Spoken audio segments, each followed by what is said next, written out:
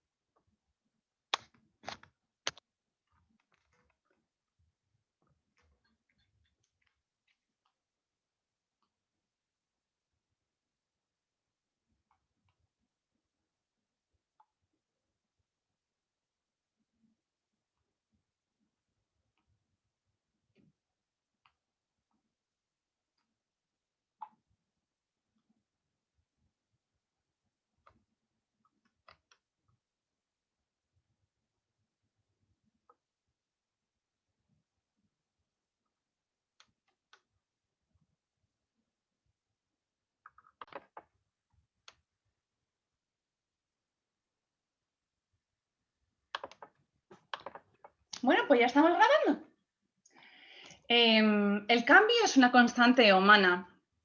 Ya lo decía Heráclito hace 20 siglos, pero lo que el sabio griego no podía ni siquiera intuir entonces es la velocidad de vértigo a la que sucedían esos cambios hoy, a que van a suceder esos cambios a día de hoy, ¿no? Donde estamos en el mundo de la inmediatez. La tecnología, como sabemos, evoluciona tan rápido que cada avance se queda casi obsoleto de un día para otro y en ese contexto el mundo laboral se ve obligado a adoptar nuevas tecnologías, nuevas formas de trabajar y nuevas formas de interactuar. ¿Y cómo hacerlo para que tengamos garantía de éxito? Ahí está la clave. La gestión del cambio es la respuesta. Bienvenidos todos al primer webinar del mes de abril desde el capítulo de PMI Andalucía. Para aquellos, bueno, como siempre me gusta comenzar presentándome, mi nombre es Saraimo Rondo García y como responsable de eventos del capítulo de PMI Andalucía y parte del equipo de coordinación pues, de este evento, tengo la satisfacción de recibiros en esta fecha, bueno, una fecha preciosa, tenemos la primavera, una fecha especial, pues de manera virtual, como no podría ser de otra manera. Hoy tenemos de nuevo pues, a nuestro ponente, tenemos a Pedro Calvo Domínguez con su segunda ponencia de la trilogía, como sabéis, donde está titulada Gestión del Cambio. La adaptación y la gestión al cambio, ¿no? Se ha convertido en una habilidad fundamental para enfrentarnos al presente y al futuro. Además, no cabrá duda que es un claro indicador de liderazgo profesional, porque las organizaciones al final requieren líderes que sean al mismo tiempo agentes de cambio. Así, Pedro, con una larga experiencia, como venimos hablando en el primer evento que tuvimos con él, en consultoría de empresas y dirección, ¿no? Dirección de recursos humanos, nos va a hablar hoy de cómo, de esas claves, ¿no? Para conseguir gestionar ese cambio de una manera exitosa. Pedro, te paso el testigo. Muy bien, Sara, y ¿De acuerdo? muchísimas Todo gracias. tuyo. Y gracias a todos vosotros por estar conectados y disculpar por el problema que hemos tenido de la conexión. ¿Qué vamos a ver en gestión del cambio? Primero vamos a hacer un breve recorrido por algunas cuestiones. Por ejemplo, si la gestión del cambio es algo nuevo, vamos a ver también la importancia de desarrollar una cultura de comportamientos adecuados e implantarla a la gestión del cambio. Es la primera cosa que tenemos que hacer. Vamos a ver el ejemplo de cambio en una compañía en tiempo de crisis y finalmente vamos a ver los 8 pasos de Kotter, que como sabéis es el padre de la gestión del cambio y de la metodología. Vamos a ir algo rápido para dejar tiempo para las preguntas que puede ser mucho más interesado. Muchas veces decimos, hablamos mucho de cambio ahora, decimos, pero bueno, el cambio es algo nuevo, parece que todo el día estamos hablando de ello ahora, ¿no? Pues la verdad es que no, ¿no?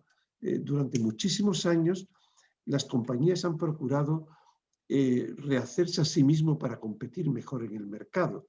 Y eran organizaciones grandes, pequeñas o medianas, en una situación económica buena o una situación económica mala, y empresas de cualquier servicio, de cualquier sector, es decir, servicios del sector industrial, del sector agrícola, y todas ellas, todos estos intentos han tenido nombres diferentes.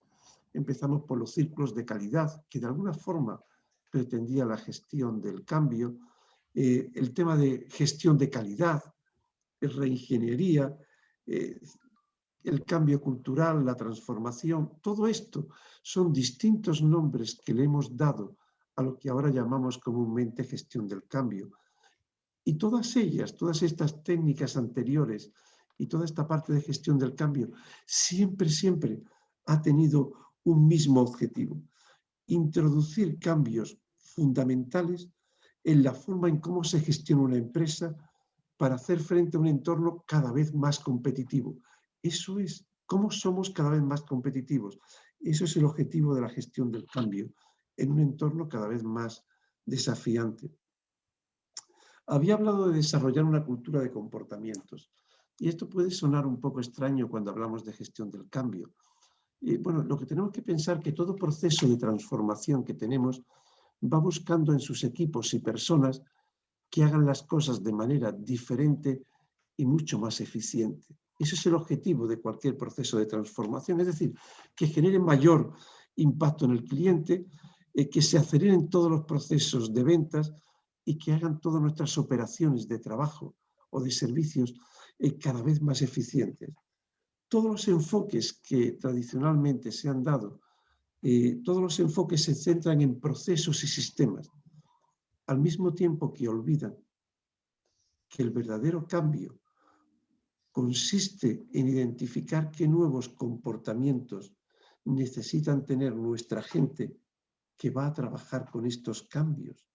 Es decir, necesitamos identificar qué nuevos comportamientos que tienen que tener nuestras personas para estos cambios que se avecinan, en la forma de pensar, sentir y actuar.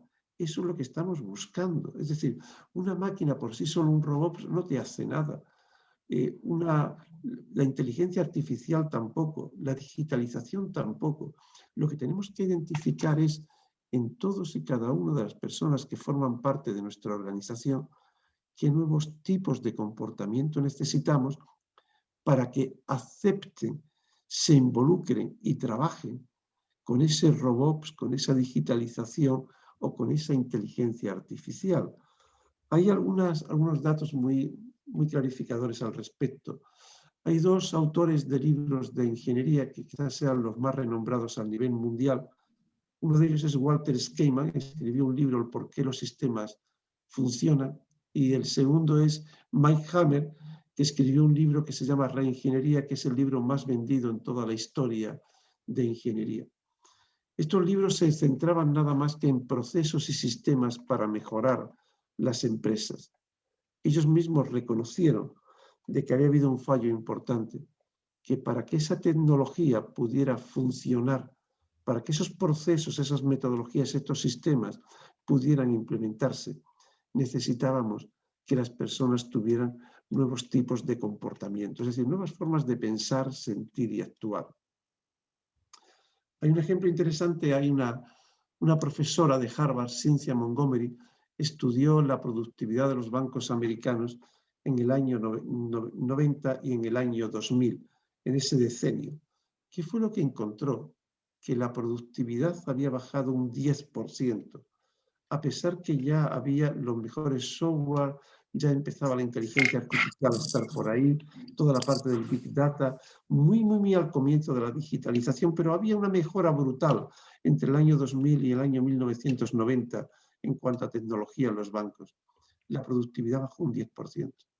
Cuando se preguntaron el por qué, llegaron a la misma conclusión que Mike Hammer y Walter Skaman. No nos hemos centrado en las personas, nos hemos centrado nada más que en los procesos y los sistemas. Y el verdadero éxito consiste en identificar qué nuevos comportamientos necesitamos que tengan las personas, ¿no? Vamos a ver, bueno, hay otro ejemplo interesante, y esto me pasó ahora aproximadamente un año y medio. Estaba en una empresa ayudando en una serie de procesos diferentes, y hablando con el director de la empresa me dijo, pero estamos teniendo un problema impresionante con los cobros, con los pagos de nuestros clientes. Nos están pagando bastante tarde y estamos teniendo problemas. Y les dije, bueno, ¿y qué has hecho para hacer frente a este problema?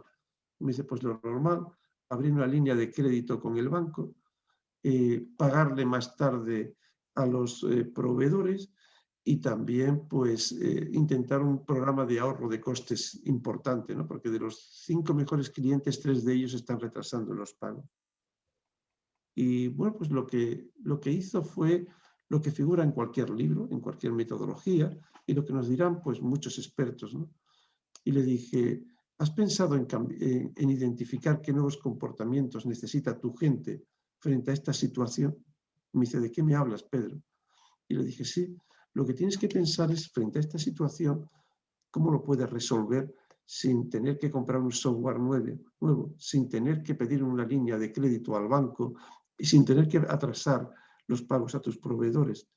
Le dije, por ejemplo, si tú a tu gente de ventas, cuando van a visitar a sus clientes actuales, le dices de la importancia que tiene realizar los pagos a tiempo para poder seguir teniendo estos precios tan competitivos. Si tu director financiero contacta con el director financiero de la compañía y en forma preventiva le habla sobre la importancia de los pagos a tiempo, es evidente que vas a tener éxito. Y en segundo lugar, lo que tienes que hacer es a toda tu gente de contabilidad asegurarte que las facturas salen en la fecha prevista sin ningún tipo de error. ¿Por qué? Porque el más mínimo error, una fecha fuera de datos que está esperando el cliente, se atrasa en el sistema, puede ser un mes o 2 meses. Y tienes que hablar con tu gente de contabilidad y decirles, fijarse si sois importante, ¿sí? Que cualquier fallo mínimo, una coma, cualquier número, cualquier cosa que no salga perfecta, ¿sí? Se atrasan los pagos 2 meses. Y esto nos imputa esta penalización dentro de nuestras finanzas. Fijarse si es importante vuestro trabajo, la exactitud, la pulcritud, la seguridad, todo eso. Y con la gente del servicio postventa tenéis que hablar, digo, pero tenemos que salir fuera de pensar en procesos y sistemas. Es que nuevos tipos de comportamiento necesitamos que tenga nuestra gente para hacer frente a esos cambios que estamos teniendo. Y no son procesos y sistemas, que también, pero sobre todo son comportamientos que tenemos que analizar. Después dije que íbamos a revisar la experiencia práctica en una compañía donde estuve trabajando.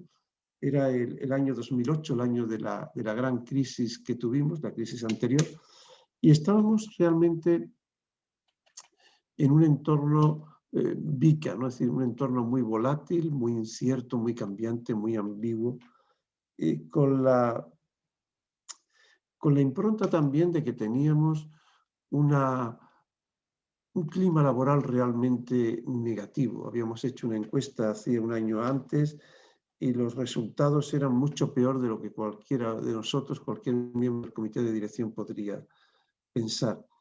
Y además necesitábamos imperiosamente crecer en esos tiempos de crisis del año 2008 a doble dígito, es decir, crecimientos por encima del 10% cuando normalmente las empresas estaban en negativo, porque teníamos que autofinanciar nuestras operaciones. Eso fue el encargo que nos dio nuestro CEO en Estados Unidos, ¿no?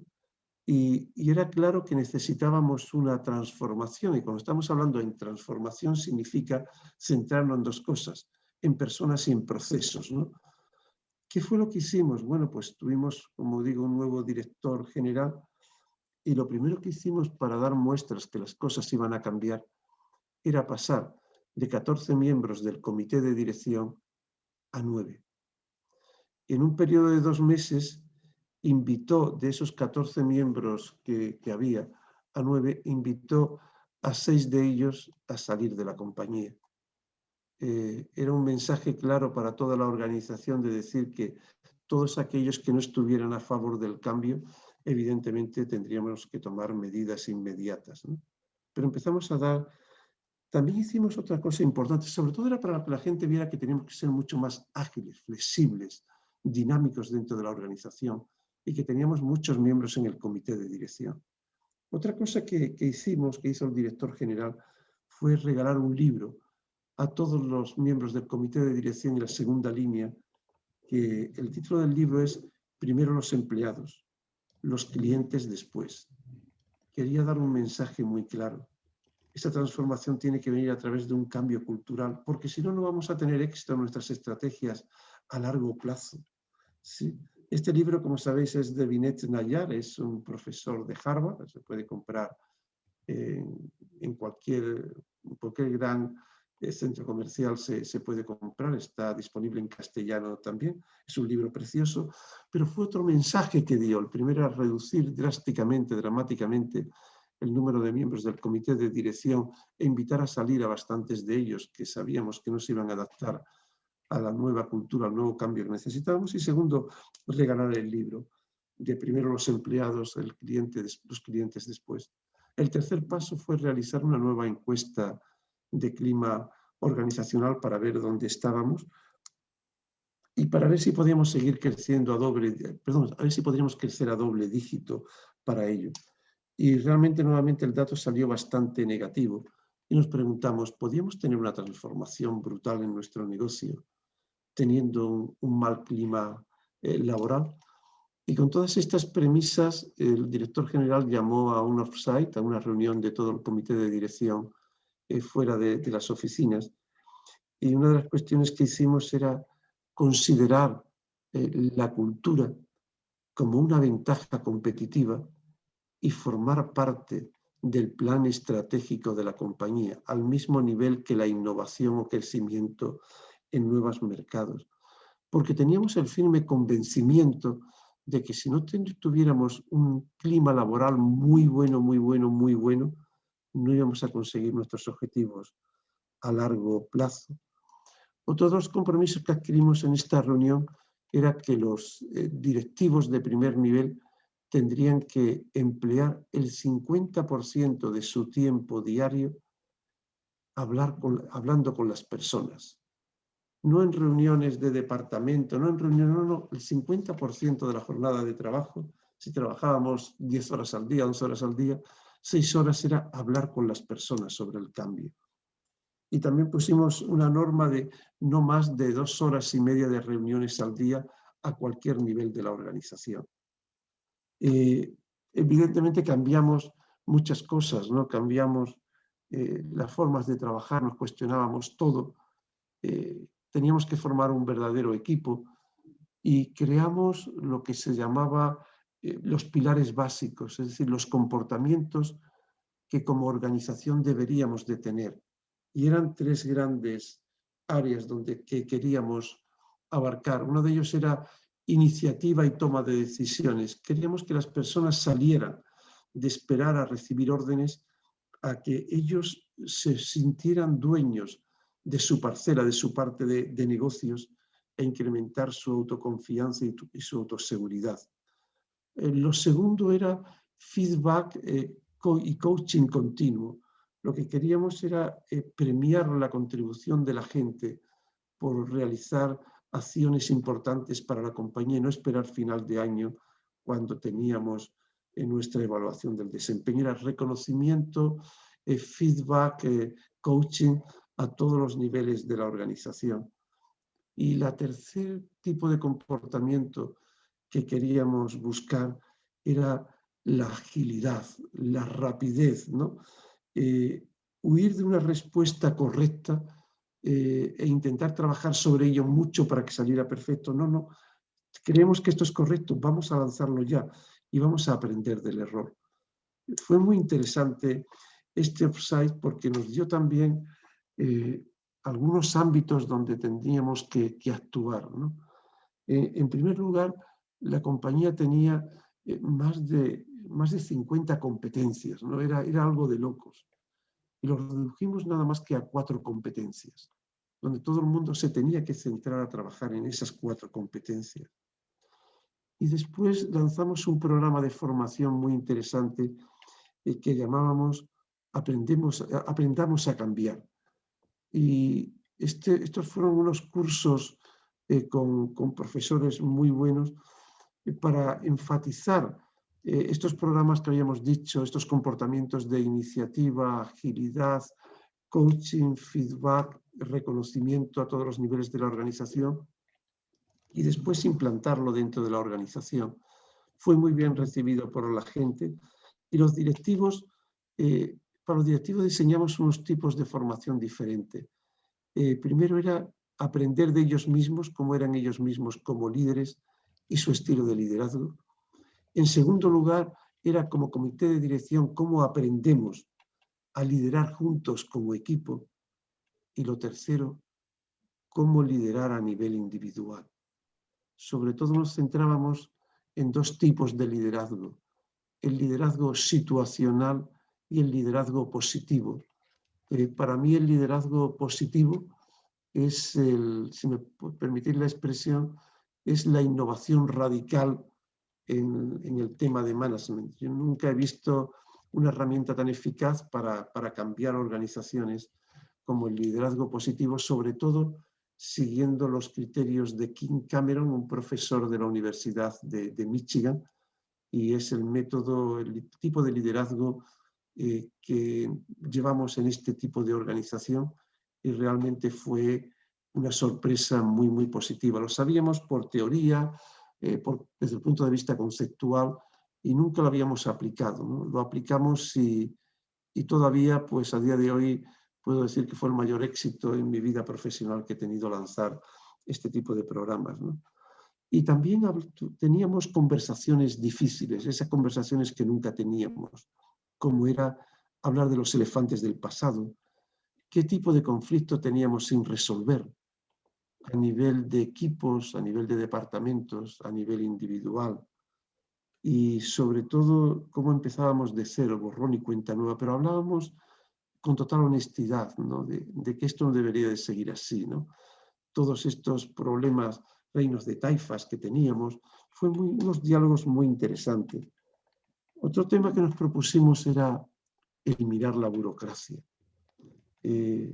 Eliminamos la compañía desde el director general hasta el último empleado de la compañía. Teníamos 9 niveles. Quitamos 3 niveles y lo dejamos en 6 niveles para fomentar la iniciativa, la toma de decisiones y la agilidad, y tener que delegar obligatoriamente dentro de la organización. Las aprobaciones para poder comprar material, equipos, etcétera, etcétera, las subimos en más de un 300% a nivel individual, para que cada una de las personas supiera que podía tomar decisiones importantes y dependía de él. Nunca nos hemos arrepentido de haber tomado ese tipo de medidas. Y en presentaciones, en reuniones, tuvimos una situación bastante interesante, la creamos internamente, llamábamos 753, es decir, ninguna presentación de ninguna persona, del director general o de cualquier ingeniero, podía pasar de 7 minutos, no más de 5 transparencias, y al final tenía que haber 3 conclusiones, ¿no? Llamábamos nuestras normas de 753. Y después también hablamos en esta compañía, pues como en cualquier otra, cuando recibíamos llamadas, pues la podíamos grabar, de acuerdo con la protección de datos y todo esto, ¿no?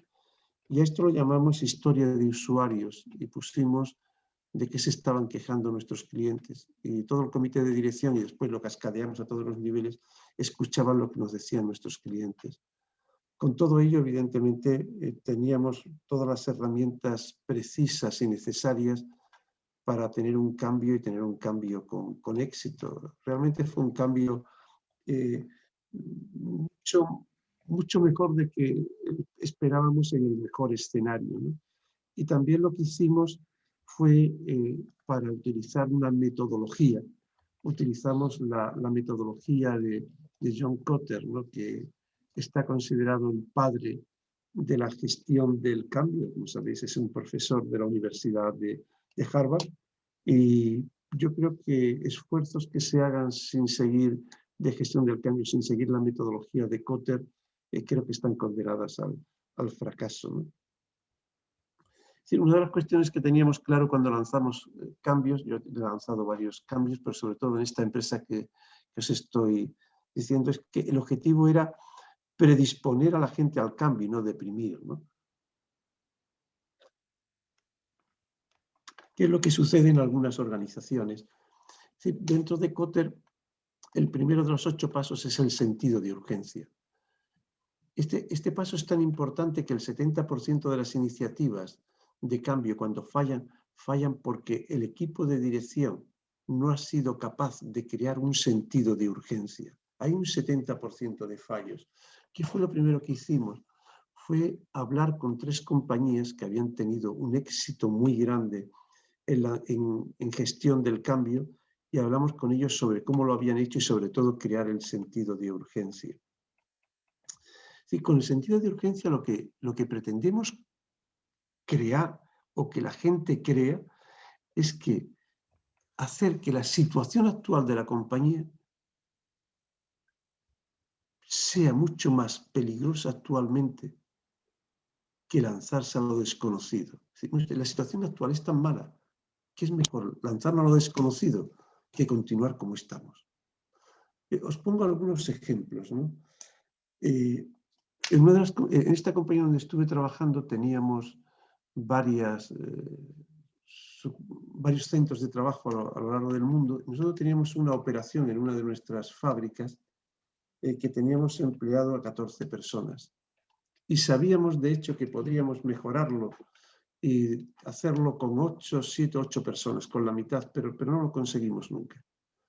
Y aprovechando que fuimos a Japón, a una de las empresas del grupo, que la habíamos comprado recientemente, teníamos exactamente la misma operación, la misma máquina, el mismo proceso, el mismo sistema, y lo estaban haciendo con 8 personas.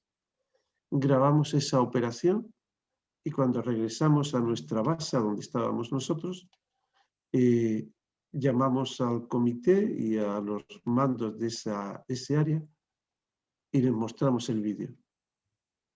No hubo que hacer nada más. Les dijimos, señores, esto es lo que están haciendo nuestros competidores, ¿no? Es decir, lo que están vendiendo los mismos productos a los mismos clientes en el mismo mercado, en el mismo segmento, y lo están haciendo con este número de personas y nosotros 6 más. No creo que el cliente quiera pagar este sobrecosto de dinero simplemente porque estamos situados en este lugar, ¿no? O porque somos más ineficientes.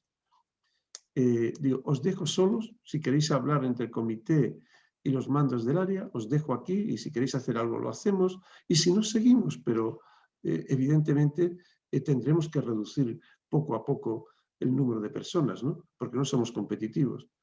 Después de haber visto el vídeo, la gente dijo, vamos hacia adelante. Pero a la gente tienes que explicarle el por qué hay que cambiar. No solamente es yo creo, yo pienso, yo siento, no, hay que darle argumentos. En ese mismo cambio que teníamos el montaje final, teníamos un total de 8 metros de cable y nuestros competidores, los mejores, tenían 5 metros de cables por dentro. Y compramos varios equipos de nuestros competidores y se lo mostramos a la gente, señores, sí, 3 metros de cable más, cada metro de cable nos cuesta 40 euros, son 120 euros más, ¿de acuerdo? Por cada equipo que vendemos. ¿Vosotros creéis que el cliente está dispuesto a comprar esto por nuestra ineficiencia? Aquí están, podemos verlo, ¿no? Fue un revulsivo, ¿no? Pero a la gente tenemos que hacerle tocar, como a Santo Tomás, ¿no? Sí. Y mostrarle cartas de los clientes, ¿no? Que se estén quejando. Es lo mejor que podemos hacer si queremos tener un cambio. Pero la gente tiene que ver que es mejor lanzarse a lo desconocido, aunque no hay nada desconocido, ¿no? Que continuar con la situación actual. Y cuando decimos sentido de urgencia, tenemos que tener en cuenta algo importante. En esos momentos de cambio, de dificultades en la compañía, la gente, los empleados siguen todos tus movimientos. ¿Sí? Cuando el líder habla, la gente escucha. Cuando el líder actúa, la gente observa. Y tenemos que tener muchísimo cuidado con lo que dices y con lo que haces. ¿Sí? Tienes que hacer caminar tus palabras y tus compromisos, ¿no? Eso es lo primero que hicimos como metodología del cambio, crear un sentido de urgencia. Segundo, era crear una gran coalición. Lo que hicimos fue, como hemos comentado, de los 14 miembros del comité de dirección, reducirlo a 9 y al final nos quedamos con 3 nada más y trajimos gente nueva. Queríamos tener gente que abrazara el cambio. Queríamos tener gente que, aparte de abrazar el cambio, dijera, vale la pena luchar por esto. Y le exigimos un fuerte compromiso emocional a cada uno de ellos. a cada uno de los miembros del comité de dirección. Y también hicimos algo más, ¿no? Dijimos, la credibilidad la tenemos que ganar no solamente el comité de dirección, sino haciendo algo diferente. Y lo que hicimos es que le mandamos una nota a todos los empleados de la compañía diciendo en qué 3 empleados confiaban más, ¿sí? Por su capacidad de juicio, por su razonabilidad, por sus conocimientos técnicos, pero qué 3 empleados para ellos representaban lo mejor de la organización. Y lo que prácticamente todos los empleados nos contestaron, y de ahí hicimos una segunda y una tercera vuelta entre nosotros, y al final salieron las personas claves, ¿no? Que fueron las que se encargaron conjuntamente con el comité de dirección, ¿sí?, de lanzar todos los mensajes de la empresa que queríamos en gestión del cambio, pero era la gente que realmente los demás respetaban y que realmente confiaban en ellos, ¿no? Y formamos esa coalición. Y también nos pasó algo bastante importante, ¿no? Uno de los miembros del comité de dirección era un señor que gracias a él creo que esta compañía tuvo todos los éxitos que tuvo en el mercado, y habían sido muchísimos, ¿no? Había sido un auténtico innovador en muchísimas cosas. Y también él mismo vio que se había quedado atrás en temas, gestionaba el departamento de producción, toda producción, y él mismo sentía, no lo decía, pero sentía que se había quedado atrás. Y teníamos que traer a alguien en su lugar. Esta persona llevaba dentro de su departamento a 2.700 personas, ¿no? ¿Qué fue lo que hicimos, ¿no?, para solucionar esto? Porque no lo podíamos despedir, porque era una auténtica institucionalización en la compañía. Era alguien por su carácter, por su bondad, por su personalidad, por su saber hacer, que era un ejemplo, modelo de imitación para toda la organización. Y no lo podíamos despedir, pero no lo podíamos dejar ahí. Hicimos lo que se llama la elevación por descenso. Es decir, le buscamos un puesto de trabajo con un título muy bonito, precioso, con más dinero, con mejor coche, con mejor despacho, pero le quitamos de todo poder con la gente de producción, de estas 2.700 y algo personas que gestionaban, ¿no? Pusimos en una posición en el Consejo de Administración, secretario del Consejo de Administración y director general de Relaciones Institucionales. Yo creo que lo agradeció bastante, y también le demostramos a la organización que, aunque no te pudieras adaptar, aunque tal, si tu historial en la compañía era inmaculado, evidentemente íbamos a cuidar de ti, ¿no? Eso lo llamamos la elevación por descenso, y nos permitió traer una persona en el ámbito de operaciones de producción que tenía todas las capacidades, todas las competencias que necesitábamos para gestionar este departamento. Entonces, lo primero es sentido de urgencia. Lo segundo es formar una coalición muy fuerte para hacer cascadear el cambio hacia abajo. Lo tercero era crear una visión o una dirección. Muchas veces hablamos de visión, una dirección, ¿no? ¿Y esto qué es? Yo le explicaba cuando estábamos hablando con el comité de dirección que lo que queríamos ver era como si estuviéramos sentados un domingo en nuestro sillón favorito, un día de lluvia fuerte, y estamos leyendo pues la prensa especializada a nivel mundial, el Financial Times, el Wall Street Journal, El País, ¿no? Toda la prensa de color salmón a nivel mundial, y decir, bueno, imagínate que estás sentado hoy y que estás leyendo los éxitos que hemos conseguido como compañía. ¿Qué te gustaría estar leyendo? Han pasado 3 años desde que lanzamos nuestro proceso de cambio, ¿sí? Y estás sentado hoy aquí, estamos en el año ya 2024. ¿Qué te gustaría estar leyendo? Y lo que hacíamos era pedirle a cada miembro del comité de dirección que escribiera en no más de 5 o 6 líneas perdón, ¿qué le gustaría estar leyendo? Y le decía, esa es nuestra visión, esa es nuestra dirección, y entre todos lo hablamos, ¿no? Y dijimos, por este camino es por donde debemos de ir, esta es nuestra visión. Y después era cómo comunicábamos esa visión, esa dirección, ¿no? Y la verdad es que esto fue un tema excitante, ¿no? Porque mire, no traemos el cambio en grandes reuniones ni en virtual, ¿no? Es decir, estamos en este formato que es muy interesante, tenemos la pandemia, pero pero a nadie emocionas. Es muy difícil emocionar en un formato virtual, ¿no? O una reunión donde hay 500 o 1000 personas, ¿no? Es difícil, ¿no? ¿Qué fue lo que hicimos? Pues evidentemente cosas totalmente diferentes y queríamos conseguir cosas radicalmente diferentes.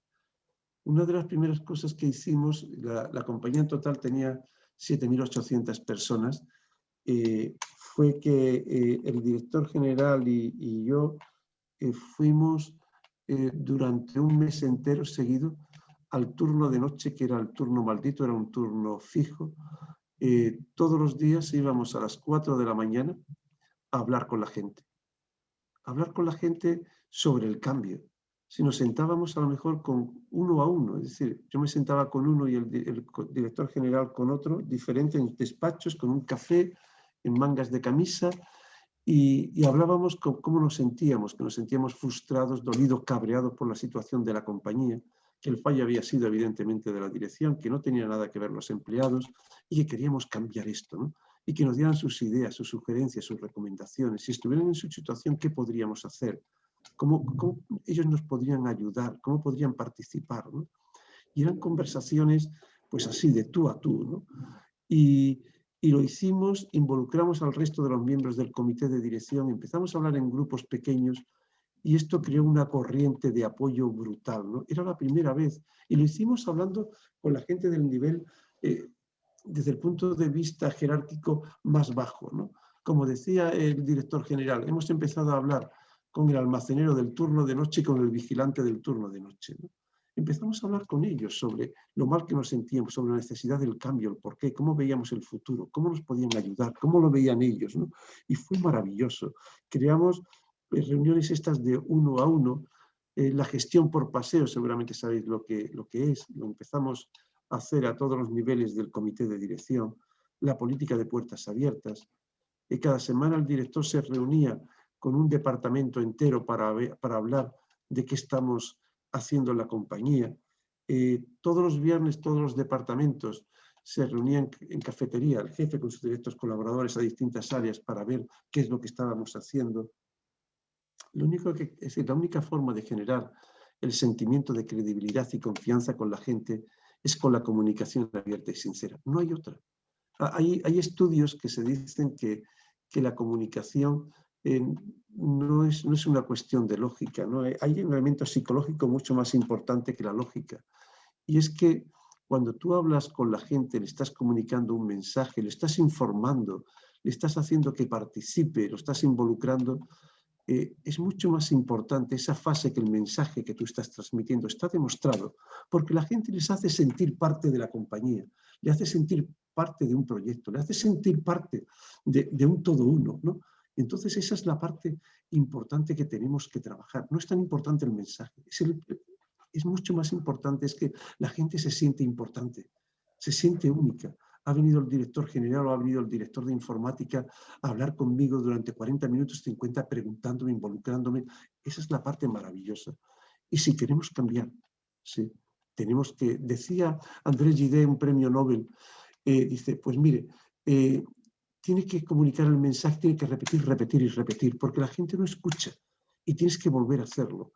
Y decía Kotter, el padre de nuestro maravilloso proceso de gestión del cambio, dice, mire, estudie qué cantidad de comunicación necesita para lanzar el cambio. Estúdielo con detenimiento y cuando le salga, multiplíquelo por 10. Esto es lo que decía Kotter en cuanto a cómo comunicar la visión. Y después, cuando la comunicamos, muy simple y poniendo muchos ejemplos. Tenemos que salir de ser como los elefantes, lento, pesado, burocrático, y ser muy ágil, muy flexible, muy rápido como el delfín, ¿no? Y otra cuestión en estos temas de comunicar la visión, muchas veces estamos diciendo no podemos gastar, estamos en una política de austeridad brutal, no podemos gastar dinero en esto y en esto y en esto porque tenemos que crecer en otra serie de áreas y de repente compramos una máquina que cuesta 500.000 euros, ¿no? La gente dice, ¿pero esto qué es, no? ¿Cómo es posible que estamos hablando de austeridad y de repente hacen una inversión de, Dios mío, no podríamos continuar como estamos? Tienes que comunicarlo primero antes de hacerlo.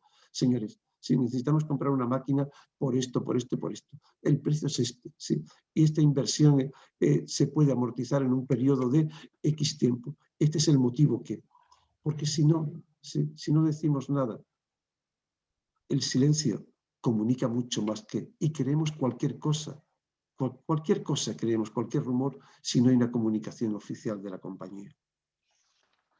Después de comunicar, bueno, hay otro tema en comunicación, ¿no? de la visión y sobre todo la importancia de la comunicación. Hace mucho tiempo, esto fue en el 78, hubo un primer estudio de la importancia que tenía la comunicación en los resultados financieros de una compañía, ¿no? Y sobre todo en el tema de gestión del cambio. Esto fue cuando Lee Iacocca, no sé si alguno de vosotros conocéis a esta persona, era el director general de todo Ford Motor Company bajo la presidencia de Henry Ford. Y Henry Ford lo despidió y se fue a Chrysler. Chrysler estaba en una crisis brutal, en un cierre, se puede decir, estaba en bancarrota total. Y este hombre lo salvó en un periodo de tiempo récord. En 3 años ya empezó a tener beneficios importantes de más de $1.000 millones. Y entonces todos los expertos, sobre todo las universidades de Harvard, MIT y Stanford, dijeron, ¿cómo ha sido este hombre capaz de dar esta vuelta a la situación? Si es imposible, ¿no? Técnicamente es imposible. Estaba en bancarrota esta compañía, ¿no? Vamos a ver cuáles han sido los criterios de éxito, dijeron. Empezaron a estudiar muchas cosas y no encontraban ningún patrón de conducta, ¿no? Ninguna referencias claras. Hasta que uno de ellos dijo, fíjate, he hecho algo curioso.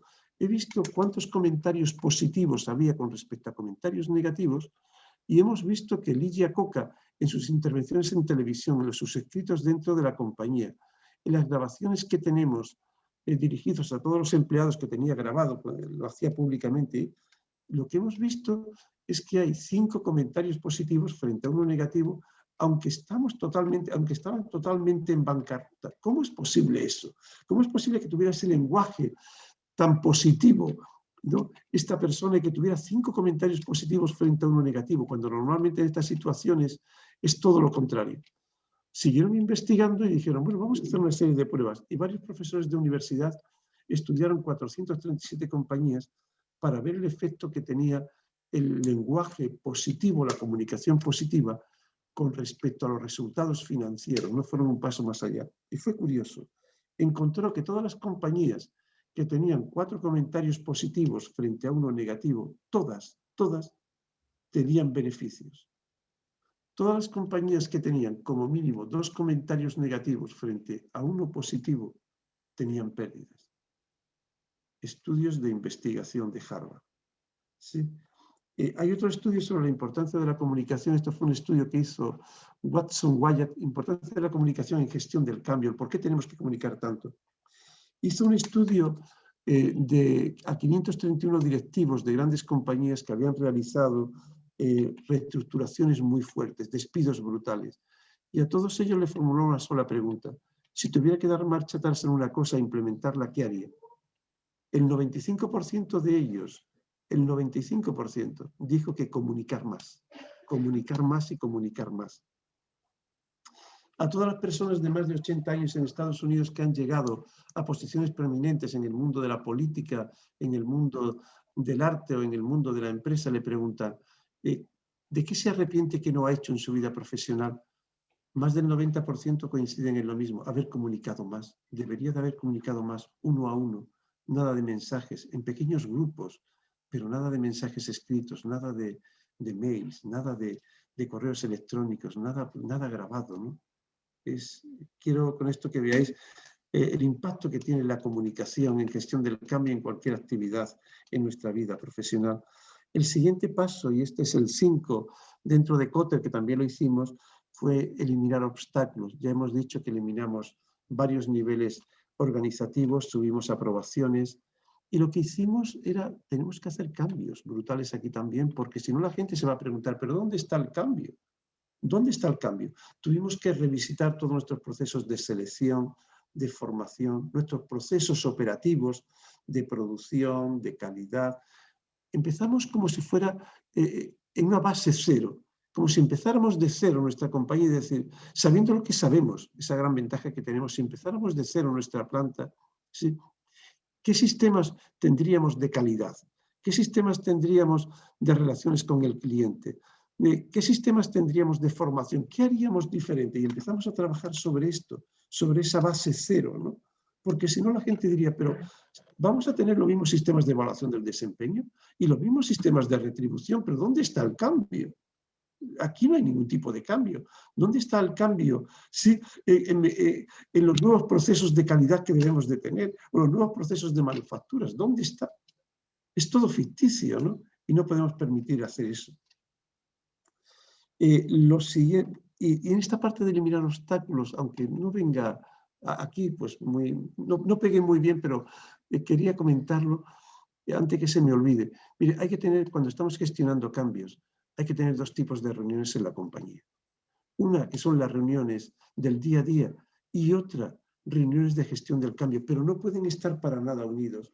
Nosotros lo hicimos durante un tiempo, tener las reuniones conjuntas, las reuniones de gestión del cambio, con las reuniones del día a día o las reuniones semanales, y las del día a día o la reunión semanal se comía la gestión del cambio. El apagar el fuego se comía siempre a la necesidad de crear cosas diferentes, de innovar, de hacer cosas radicalmente diferentes. Entonces tuvimos nuestras reuniones del día a día, semanales o como fuera, desde el punto de vista de gestión de nuestro negocio, y otra era sobre gestión del cambio. Esa es una recomendación que también me gustaría dar. El siguiente paso que vimos eran logros. Una de las cuestiones que hicimos que antes de empezar el programa de gestión del cambio dijimos, va a haber muchos escépticos, ¿no?, sobre este cambio. Lo que tenemos que hacer es de qué forma somos capaces de vencer la sospecha de los escépticos. Y para ello lo que hicimos, una labor de, si me permitís, de ingeniería, era crear de alguna forma logros que aunque no se cumplieran, se tenían que cumplir, ¿no? Y de hecho no necesitamos hacer esto, ¿no? Dijimos, bueno, pues nuestro objetivo es dentro de 2 meses haber mejorado un 2% en nuestros ingresos o mejorar calidad un 3%. Y lo que hicimos eran poner metas que sabíamos que eran muy retadoras, muy difíciles, pero que se podían cumplir, ¿no? Y cuando conseguíamos esos logros, evidentemente hacíamos un auténtico show, ¿no? Invitábamos a todo el mundo durante una semana a café gratis en la compañía o el almuerzo gratis en tal. El director general hablaba a todo el mundo diciendo lo que habíamos conseguido, que nuestro objetivo en principio era mejorar un 2% las finanzas ese mes, los márgenes o simplemente los ingresos, la facturación, y que esperábamos un 2% y que habíamos conseguido un 3%, que era prácticamente imposible, irrealizable, inalcanzable lo que habíamos hecho, ¿no? Y que se debía todo a nuestra madurez, a nuestro esfuerzo, a nuestra dedicación, a nuestra vergüenza profesional, ¿no? Y que ese era el camino. ¿Qué es lo que pasaba? Con esos logros que teníamos así, reafirmábamos el papel a la gente que estaba apoyando el cambio a todos los niveles. Sí, los que estaban dudando decían, ostras, esto va bien, tenemos que mudarnos para acá, para este margen de la derecha. Y los escépticos decían, oye, tenemos que salir de aquí, ¿no? Pero lo que hacíamos era continuamente comunicar logros importantes que conseguíamos, ¿sí?, a todos los niveles de la organización, y haber algún tipo de reconocimiento, café gratis, bombones, comidas del restaurante pagadas por la organización, durante un día más de vacaciones al año por haber conseguido ese hito impresionante específicamente para ese año nada más. Y lo que queríamos era que cada una de la gente tuviera el sentimiento de autoconfianza, autorrealización. Vamos en la dirección correcta, ¿no? El siguiente paso que tomamos fue que teníamos que construir el cambio. Y para construir el cambio, una de las cuestiones que el comité de dirección, y esto sí nos costó tiempo, era ser vulnerables, ¿no? Porque era una organización donde, por supuesto, nadie de dirección se equivocaba. Nadie de dirección, ¿no? Admitir un error delante de los empleados o de sus ingenieros de que, pues no. Y una de las cuestiones que hablamos el director general y yo es que tenemos que demostrar mucha vulnerabilidad, ¿no? Que somos humanos, que nos equivocamos, ¿no? Y fue muy interesante porque un día en una reunión que mantuvimos con un grupo de personas de varios departamentos a varios niveles, eran 8 personas de varios niveles, el director dijo, Estuve en una reunión hace una semana con fulanito de tal, que estaba allí presente, con Antonio Pérez, me estoy inventando el nombre, y me dijo algo, cómo podíamos proceder aquí. Yo le dije que no, que era mejor tal, ¿no? Dice, lo he pensado y tu idea era mucho mejor que la mía. Quería aprovechar esta reunión para decirte y después te lo quiero decir personalmente, ¿no? Es bastante más interesante, ¿no? O preguntar, claro, cuando eso lo dice el director general, cuando salió de allí la gente, ostras, tú, esto está empezando a cambiar. El mismo director general ha dicho y empezamos a mostrar que somos humanos, ¿no? No lo sé, o tú tienes más experiencia que yo, ¿cómo lo haría? O me he equivocado. Es decir, si queríamos trabajar con agilidad, con rapidez en toma de decisiones, hacer cosas diferentes, teníamos que dejarle a la gente espacio para cometer errores. Y la única forma de que tú lo puedas conseguir es cuando tú demuestras que eres vulnerable, que te equivocas, que eres humano. Por supuesto, tomamos decisiones y nos equivocamos. Eso fue un factor de éxito brutal, ¿no? Ser vulnerable. Y también no cantábamos victoria demasiado pronto, es decir, conseguíamos un logro, como he dicho anteriormente, y decíamos, señores, pero hay 9 o 8.000 en el mundo. Hemos llegado a la primera, sí, hemos llegado al primer 8.000, pero nos quedan todavía 8 más. Nos quedan 8 más. Es un paso muy importante, pero tenemos que tener el descontento divino, le decíamos a la gente, el descontento divino, porque nos quedan todavía otros pasos importantes, ¿no? Nos quedan todavía otros 8.000, ¿no? Así que adelante, ¿no? Y evidentemente reconociéndolo, pero simplemente habíamos conseguido algo intermedio. Y después al final era institucionalizar el cambio. Es anclarlo, pero no es decir nos quedamos aquí, ¿no? Lo que hacíamos era que traíamos a personas de otras compañías a hablar con la dirección general y con los empleados, gente que estaban haciendo cosas mejor que nosotros, en el área financiera o en el área de producción o en el área de logística o en el área de recursos humanos, ¿no? Pero traíamos a los mejores expertos, empresas, no consultores, expertos en el mundo empresarial, que habían conseguido cosas radicalmente diferentes. Y los traíamos y nos decíamos, señores, tenemos campo de mejora, tenemos que hacer cosas todavía muy diferentes, ¿no? Y teníamos continuamente, íbamos a visitar, no solamente venían ellos, íbamos nosotros, un grupo de gente nuestra, a lo mejor iba alguien del comité, un directivo, un mando intermedio y un ingeniero, para visitar otra empresa y después lo comentábamos, nuestras reflexiones, ¿no? Pero todo el mundo decía, ostras, que no pensábamos esto, pero la gente se está moviendo a una velocidad por encima de nosotros, ¿no?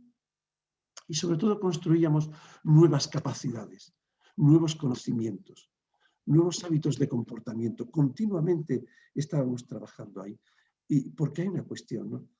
El cambio ocurre a través de las personas y tiene que ver con los sentimientos, ¿no? Es decir, con los valores de las personas y las creencias. Gestionamos sentimientos. Esta es la parte importante que tenemos que tener presente, ¿no? Y si me permitís una última reflexión, ¿no? Decía un amigo mío en este tema de gestión del cambio, que era como cambiar las cañerías sin cortar el agua, ¿no? Y esto es lo que tenemos que hacer en gestión del cambio. Y hay una fórmula bastante interesante para saber si podemos tener éxito en un cambio. Esta fórmula dice que la importancia de la visión, es decir, cómo tú has enganchado a las personas en la nueva dirección, si lo multiplicas por la insatisfacción de la situación actual donde estamos, ¿sí? ¿Qué de satisfecho o insatisfecho se encuentra la gente? Si multiplicas la dirección donde vas, la insatisfacción de las personas con la situación actual y por el éxito en los primeros pasos, los primeros logros, todo eso tiene que ser superior a la resistencia que la gente se opone al cambio. Porque vamos a encontrar muchísima resistencia, pero tenemos que tener esas 3 cosas. Conseguir logros pronto, conseguir demostrar a la gente la insatisfacción que tenemos que tener con la situación donde estamos, lo mal que estamos, ¿sí? Y lo tercero es la dirección que tenemos es la correcta. Y como último punto, comentar, miren, en cualquier organización donde estamos trabajando, cualquiera de vosotros, ¿no? Si la velocidad de cambio en nuestro entorno es superior a nuestra velocidad de cambio interno, el desastre es inminente. No es si vamos a continuar o no, sino hasta cuándo vamos a continuar. Pero tenemos que mirar si nuestros competidores, las empresas que están en el mismo segmento mercado, que están atacando al mismo grupo de clientes, si su velocidad de cambio, de innovación, de creatividad, de mejora de métodos, de rentabilidad, es superior a la nuestra, nos van a barrer. Es una cuestión de tiempo. Pues muy bien, hemos quizá pasado algo de tiempo y por favor, si hay preguntas al respecto. Sinceramente, Pedro, yo podría continuar escuchándote. Aparte, me encanta cómo has dado ese final, ¿no? A través de esa fórmula y a través de esa velocidad del cambio, ¿no? Tenemos alguna pregunta ya de Víctor Martínez, el cual tiene curiosidad sobre qué errores consideras que son los más frecuentes, ¿no?, en la dirección de un proceso de gestión de cambio, Pedro. Sí, comentábamos, bueno, hay auténticos libros que hablan sobre errores más frecuentes en la gestión del cambio y todos insisten en lo mismo. El primero y más importante, no crear un sentido de urgencia. Si no creas ese sentido de urgencia, hacer que la gente se mueva de la silla y decir a la gente, ostras, ¿esto qué es? ¿No? Sí, pero demostrárselo, no con palabras, con hechos, no conseguirás nada. Esa es la parte número uno. Y también hay una cuestión. Nosotros cuando lanzamos, yo he lanzado varios proyectos de cambios en varias empresas, cuando estaba trabajando en ellos, no desde el punto de vista de consultor de ahora. Una de las cosas que pensábamos era, vamos a aprender de los errores. Y una vez dije, no quiero aprender de los errores. Y permitidme la expresión, quiero aprender que el éxito, cómo han conseguido el éxito compañías que han lanzado cambios. Esto es lo mismo, Víctor, si me permites la expresión, que cuando decimos vamos a estudiar el por qué la gente que vive en zonas deprimidas, ¿no?, los hijos no tienen éxito generalmente en los estudios, ¿no? Y siempre se llega a las mismas conclusiones. Pues no hay comunicaciones, el ambiente familiar, suele haber drogas, no suele haber buenas comunicaciones para los niños, el ambiente familiar es negativo, es depresivo, tal, ¿no? Y todos los estudios siempre coinciden en lo mismo, el por qué. Y una vez dije, ¿por qué no estudiamos, ¿no?, un estudio que financiamos nosotros? ¿Qué han hecho? ¿Qué niños han salido de esos entornos y han tenido éxito? Y vamos a estudiar por qué han tenido esto, no por qué han fracasado los demás, ¿no? Es mucho más importante. Y nosotros, en el proceso de cambio, ya el primero que realizamos fue estudiar qué tres compañías habían tenido un éxito muy impresionante y aprender qué habían hecho, pero aprender de los mejores, de los fallos. Se puede aprender mucho, por supuesto que sí, pero también de los aciertos. Y si me permites, el error más frecuente, por favor, crea un sentido de urgencia. Y si no, empieza plantando semillas. Ese es el número uno. Los demás, si tienes un sentido de urgencia, tienes una parte muy importante de tener éxito. Y sobre todo, el segundo, que la gente que lo lance tenga una gran credibilidad.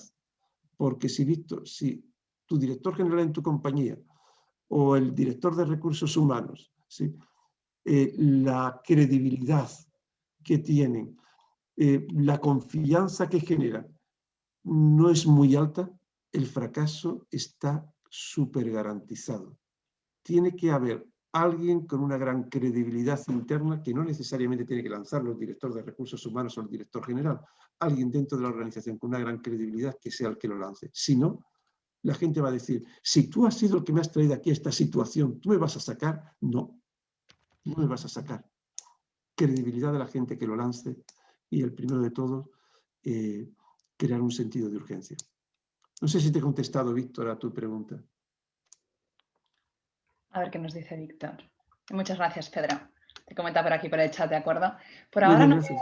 no veo más preguntas, pero vamos a dejar un minutillo para ver si se anima todo el público, ¿no?, que está ahí detrás de la pantalla, a lanzarte alguna más.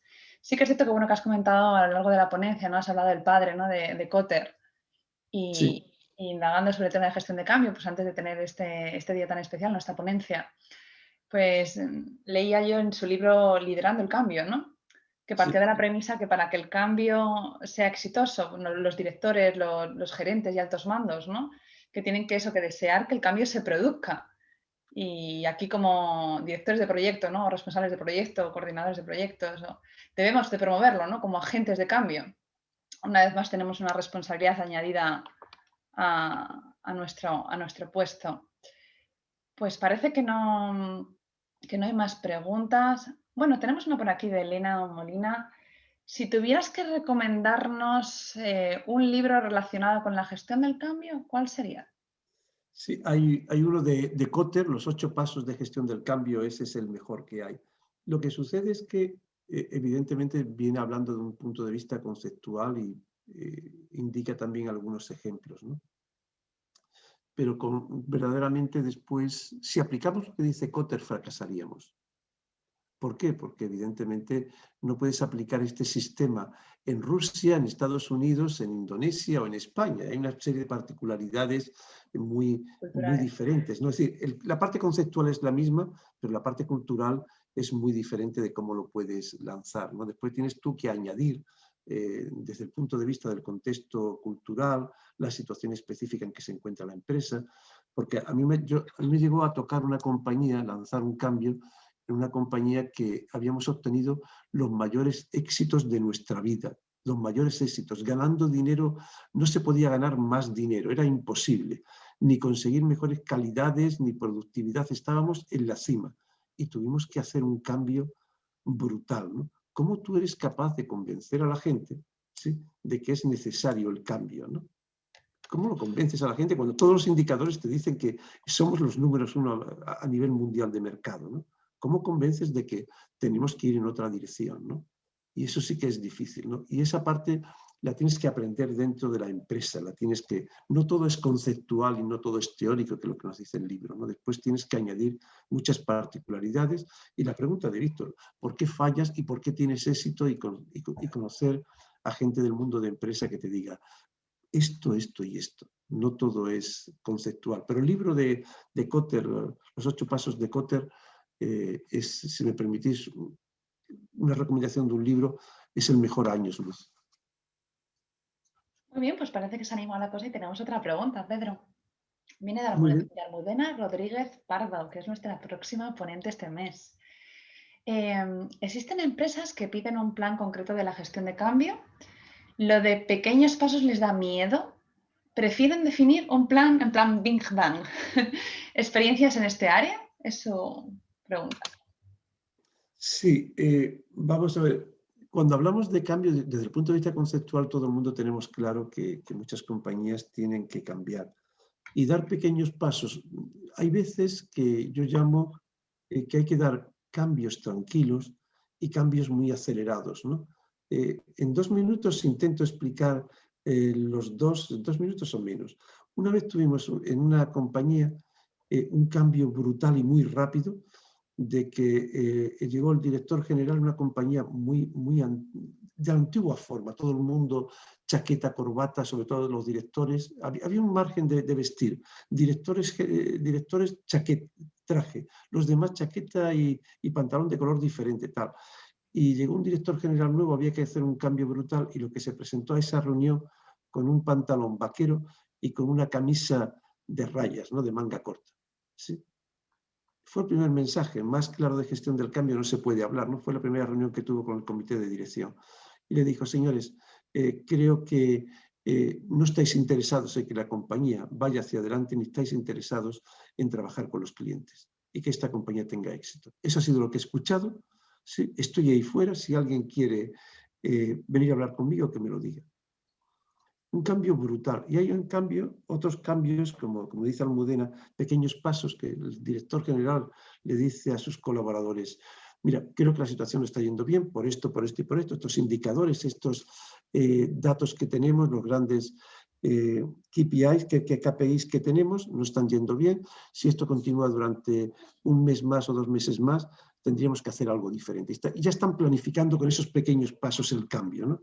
Pero en función de la compañía, en función de la situación que se encuentre, en función de la parte cultural, debemos de utilizar un sistema de cambio u otro. Hay veces que no tenemos tiempo para utilizar los 8 pasos de Kotter, ¿no? Muy bien. Otra pregunta.